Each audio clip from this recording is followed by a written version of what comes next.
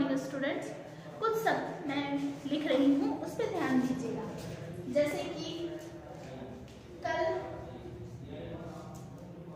दशहरा था,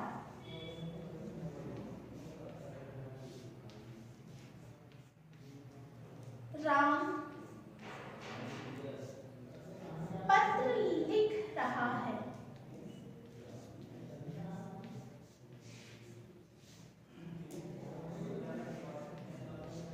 राम पत्र लिख रहा है। एंड थर्ड, वह पटना जाएगा। यहाँ जो वाक्य हैं, तीन तरह के वाक्य हैं। क्या विशेषता दिख रही है? एक में लिखा हुआ है था, एक में रहा है और तीसरे में है जाएगा। मतलब तीनों अलग अलग समय से संबंधित हैं। एक काम पूरा हो चुका है, वह कार्य हो चुका है, और एक काम चल रहा है, और तीसरा ये होगा, भविष्य की बात की जा रही है। तो मतलब कि यहाँ पे समय, काल के बारे में बताया जा रहा है। तो आज हमारा टॉपिक भी काल ही है, ठीक है। आज हम लोग काल के बारे में पढ़ेंगे। तो काल हिंदी व्याकरण में बहुत ही महत्वपूर्ण टॉपिक काल, जिसको इंग्लिश में हम लोग टेंस कहते हैं, ठीक है। तो हम लोग अभी टेंस को ही पढ़ेंगे। तो काल, तो जैसे कि हम लोगों ने देखा, क्रिया के होने का, जिस समय क्रिया हुई उसके समय का अलग अलग मैंने उदाहरण के द्वारा आपको दिखाया। तो इसकी परिभाषा, मुख्य रूप से काल की परिभाषा क्या हो जाएगी? क्रिया के जिस रूप से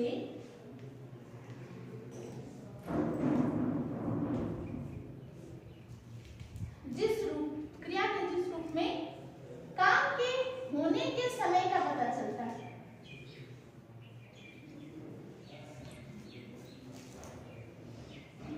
होने के समय का पता चले,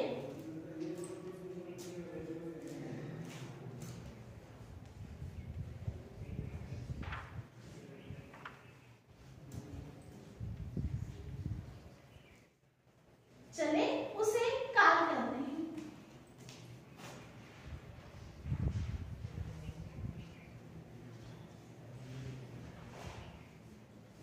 कहते हैं। यहां तक तो क्लियर हो गया। मतलब कि क्रिया जिस समय में हुई, जिस टाइम हुई, वह ही काल कहलाएगा। अभी मैंने तीन उदाहरण में आपको बताया था। एक में था कल दशहरा था, वह पत्र लिखता है, वह पटना जाएगा। तीन थे, मतलब कि तीनों अलग अलग समय का। तो काल के भी तीन भेद होते हैं। काल के तीन भेद होते हैं: भूतकाल, वर्तमान काल और भविष्य काल। स्टार्ट कर में तो काल के भेद, इसको मिटा देते हैं और हम लोग काल के भेद को डिस्कस करेंगे।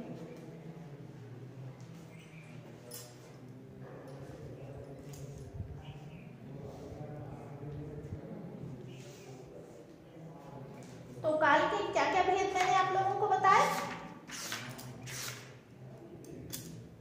पहला क्या बताया गया? भूतकाल। सेकेंड, वर्तमान काल। थर्ड, भविष्य काल।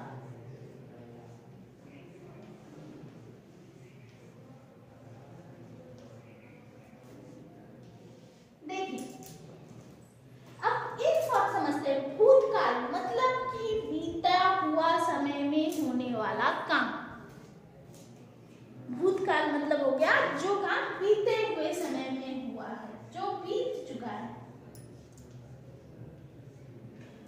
बीते समय में होने वाला था।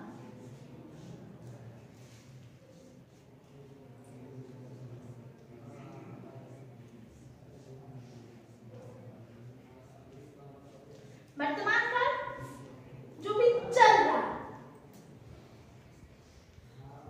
कार्य चल रहा या हो रहा है। और भविष्य काल में क्या होता है? कार्य होगा, हुआ नहीं है, होगा।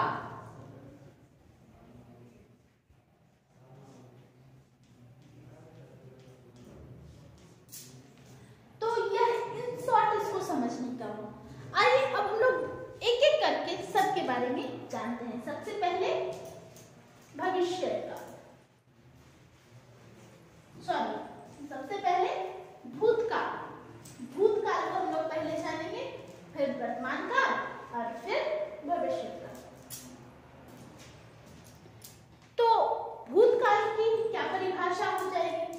अगर हम लोग इसको परिभाषा में बांधें तो क्या परिभाषा होगी?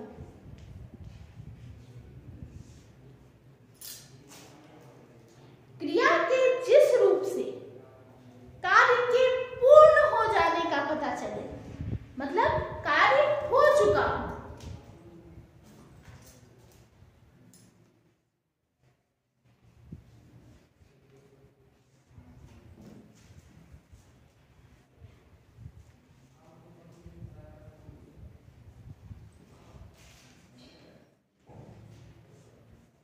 क्रिया के जिस रूप से कार्य का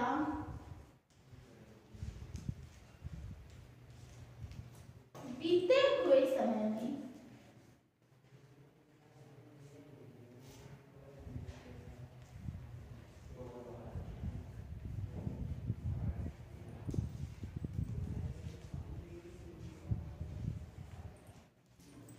पूर्ण होने का बोध हो, पूर्ण होने का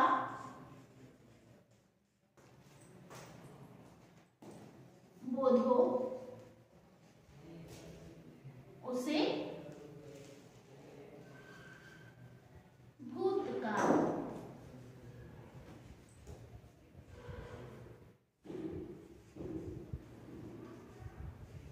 कहते हैं। चलिए, जैसे कि वह कल विद्यालय गया था, मैंने गृह कार्य कर लिया, हम लोग मुंबई घूमने गए थे। यह सब कार्य हो चुका है। वह विद्यालय कल गया था, चला गया था। फिर है मैंने गृह कार्य पूरा कर लिया है, मेरा गृह कार्य हो गया, मेरा कार्य खत्म हो गया है। फिर है हम मुंबई घूमने गए थे, मुंबई घूमना हमारा पूरा हो चुका है। यह हो गया भविष्य, भूतकाल। ठीक है। तो अब भूतकाल के भी छह भेद होते हैं। ठीक है। देखिए, भूतकाल से बहुत ज्यादा क्वेश्चन आते हैं, तो भूतकाल को समझना बहुत ही जरूरी है। तो भूतकाल के कितने भेद होते हैं? 6। अब 6 भेदों को भी भूतकाल के देखते हैं,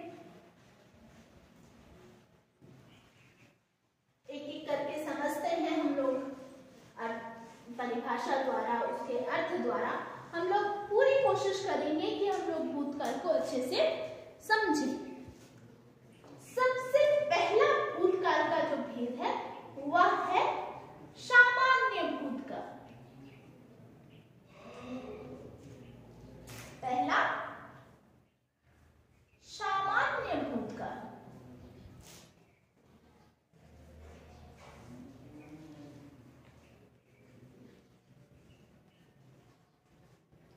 दूसरा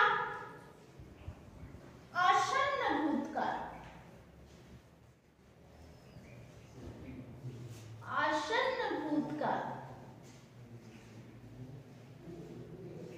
तीसरा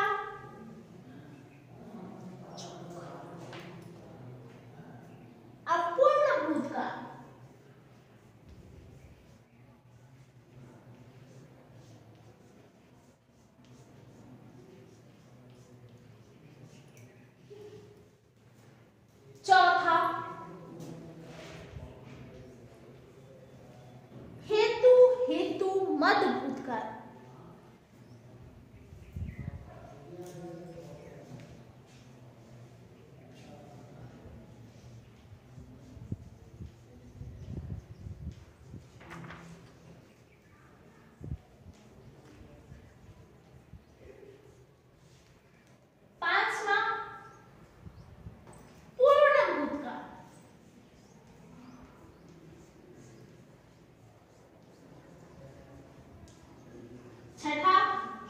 संदिग्ध भूतकाल।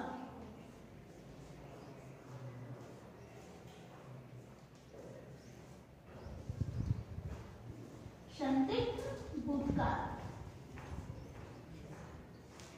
ओके, अब हम लोग एक एक करके सबको समझते हैं। पहले हम लोग भूतकाल के भेद देख लिए, कितने हैं? 6। पहला है सामान्य भूतकाल, दूसरा है आसन्न भूतकाल, तीसरा है अपूर्ण भूतकाल, चौथा है हेतु हेतु मद भूतकाल, पांचवा है पूर्ण भूतकाल और छठा है क्या?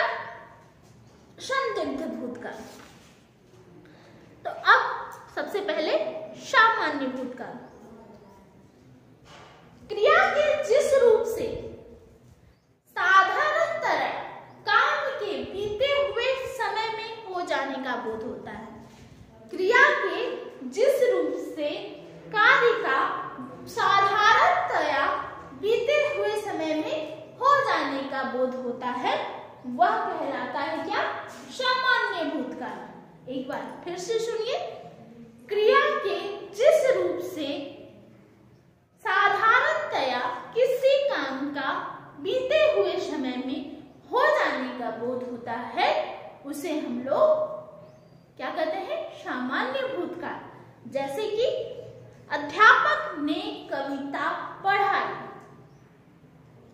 तो कार्य हो चुका है, बीते हुए समय में कार्य कंप्लीट हो गया है। आयुष ने निबंध लिखा, बीते हुए समय में कार्य पूरा हो गया है। तो यह हो जाएगा, क्या होगा? सामान्य भूतकाल। अब दूसरा देखते हैं, इसका एक एक उदाहरण हम लोगों ने 2 उदाहरण देखा हमने, जैसे अध्यापक ने कविता पढ़ाई और दूसरा हमने देखा आयुष ने निबंध लिखा। ये दोनों कार्य हो चुके हैं, बीते हुए समय में कंप्लीट हो चुके हैं। फिर आते हैं हम लोग आसन्न भूतकाल में। क्रिया के जिस रूप से यह पता चले, यह जाना जाए कि कार्य भूतकाल में आरंभ हुआ था और अभी अभी समाप्त हुआ है।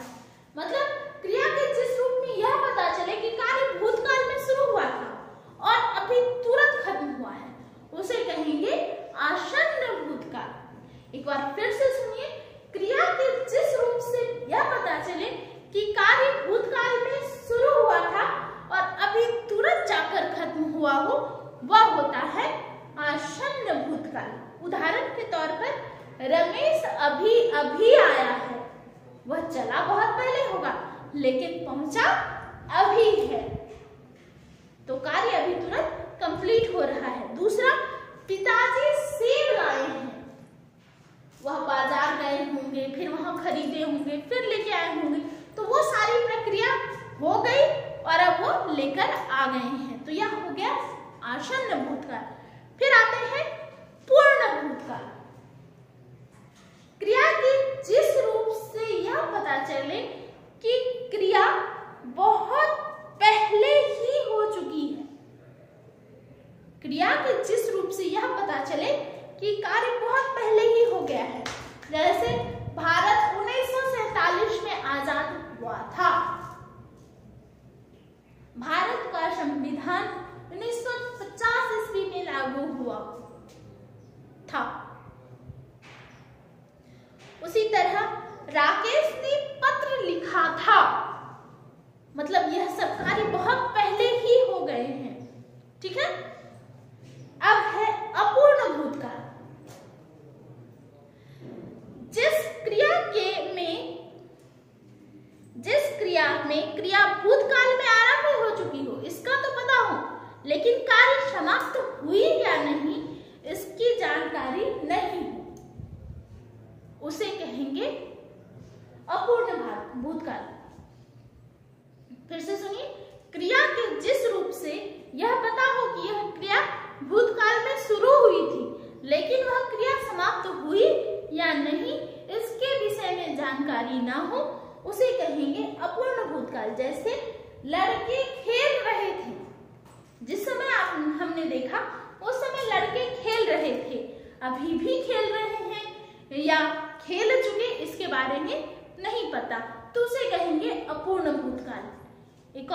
नेहा खाना खा रही थी। अब नेहा भोजन जिस समय मैंने देखा उस समय खाना खा रही, अभी भी खा रही है, वह कार्य अभी भी चल रहा है, इसके विषय में जानकारी ना हो तो उसे कहेंगे अपूर्ण भूतकाल। फिर आते हैं संदिग्ध भूतकाल। संदिग्ध भूतकाल वह होता है जिसमें कि संदिग्ध से पहले हेतु हेतु मद भूतकाल। हेतु हेतु मद भूतकाल वह होता है जब क्रिया भूतकाल की क्रिया के ऊपर दूसरी क्रिया निर्भर होती है। यदि वर्षा हुई होती तो फसल अच्छी हुई होती। मतलब कि अगर बारिश हुई होती, मतलब भूतकाल में यदि वर्षा होती तो फसल भी अच्छी हो जाती, लेकिन वर्षा नहीं हुई इसलिए नहीं हुआ। तो एक क्रिया दूसरी क्रिया पर निर्भर होती है और दोनों ही क्रियाएं भूतकाल में होती हैं। फिर है पूर्ण भूतकाल। पूर्ण भूतकाल हम लोगों ने पढ़ लिया है। अब आते हैं संदिग्ध भूतकाल। क्रिया के जिस रूप से क्रिया के भूतकाल का बोध होता है किंतु क्रिया के होने में संदेह हो। क्रिया भूतकाल में स्टार्ट हुई लेकिन क्रिया हुई या नहीं हुई इसका पता नहीं, उसे कहेंगे संदिग्ध भूतकाल। संदिग्ध मतलब होता है संदेह होना। तो क्रिया आरंभ तो हुई भूतकाल में, पूर्ण हुई या नहीं इसके बारे में यदि संदेह हो तो उसे कहेंगे संदिग्ध भूतकाल। उदाहरण के लिए, तुमने गीता पढ़ी होगी, आपने ताजमहल देखा होगा। उम्मीद किया जा रहा है, इसमें क्या संभावनाएं व्यक्त की जा रही है, संदेह स्पष्ट हो दिखाई दे रहा है कि आपने ताजमहल देखा था, ऐसा नहीं कहा जा रहा है, शायद देखा होगा। संदिग्ध मतलब संदेह उत्पन्न होना। अब नेक्स्ट आते हैं वर्तमान काल।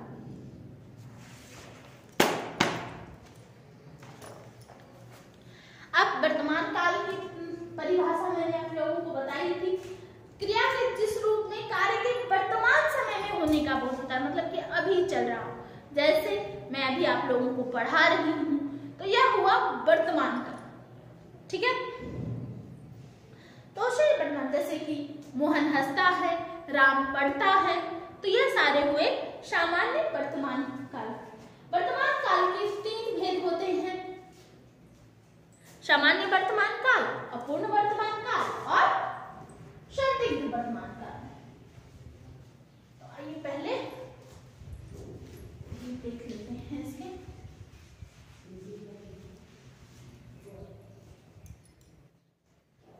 वर्तमान काल, वर्तमान काल के 3 भेद होते हैं।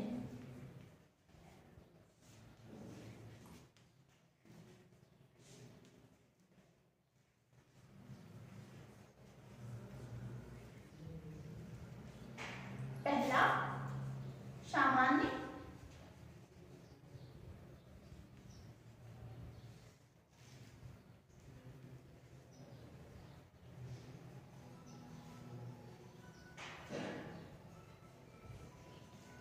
दूसरा अपूर्ण वर्तमान काल,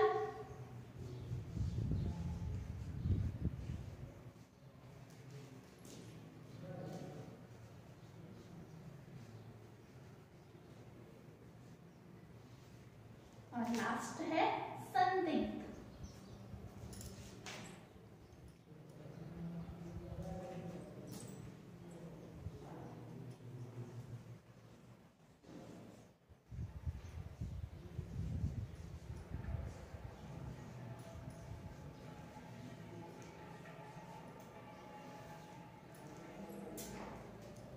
सामान्य वर्तमान काल,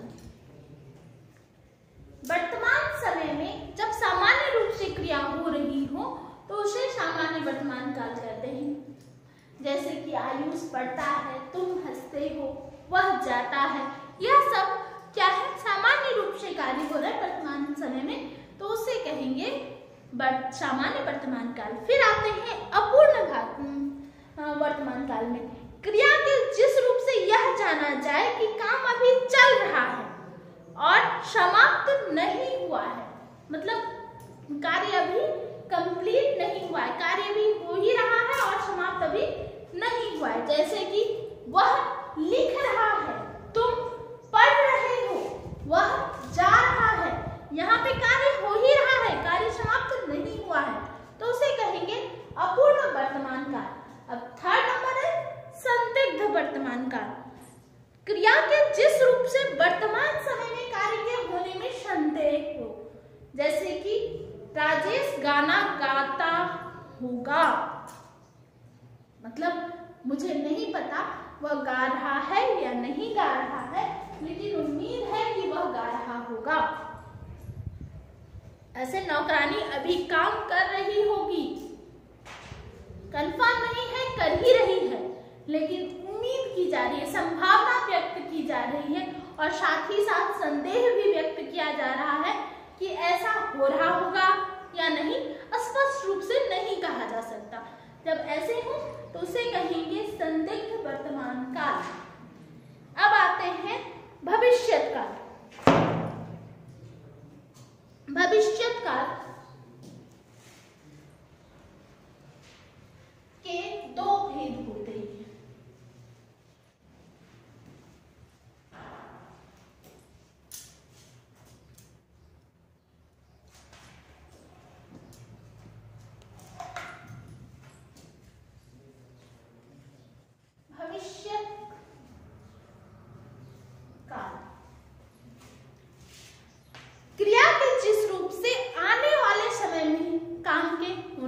बोध होता है उसे भविष्यत काल कहते हैं। जैसे वह खाना बनाएगी, अभी ना वो बना चुकी है ना वो बना रही है, बनाएगी, भविष्य में ऐसा होगा। हम सब मिलकर खेलेंगे, यह भी भविष्यत काल का उदाहरण है। अब भविष्यत काल के दो भेद जो कि दो हैं, एक है सामान्य भविष्यत काल और दूसरा है संभाव्य। सामान्य भविष्यत काल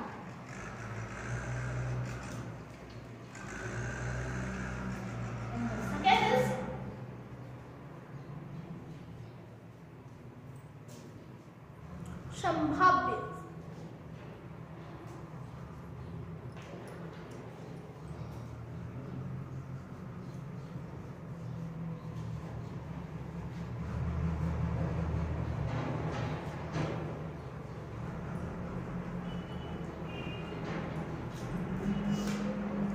क्रिया के जिस रूप से भविष्यत काल में उसके सामान्य रूप से कार्य के होने का, भविष्य में सामान्य रूप से कार्य का होने का बोध हो, उसे सामान्य भविष्यत काल कहते हैं। जैसे कल विद्यालय बंद रहेगा, पिताजी आज शाम आएंगे, यह सब सामान्य रूप से कहे जा रहे हैं, जाने वाले शब्द हैं, उसे कहेंगे हम लोग सामान्य भविष्यत काल। फिर आते हैं संभाव्य। संभाव्य मतलब संभावना व्यक्त करना। क्रिया के जिस रूप से कार्य के भविष्य में होने की संभावना व्यक्त की जाए, उसे कहेंगे संभाव्य भविष्यत काल। जैसे कि शायद आज वर्षा होगी, ठीक है, संभव है वह आज जाएगा। यहाँ पे निश्चित रूप से नहीं कहा जा रहा है, अनुमान लगाया जा रहा है। जहां पे संभावना व्यक्त की जाती है उसे संभाव्य भविष्यत काल कहते हैं।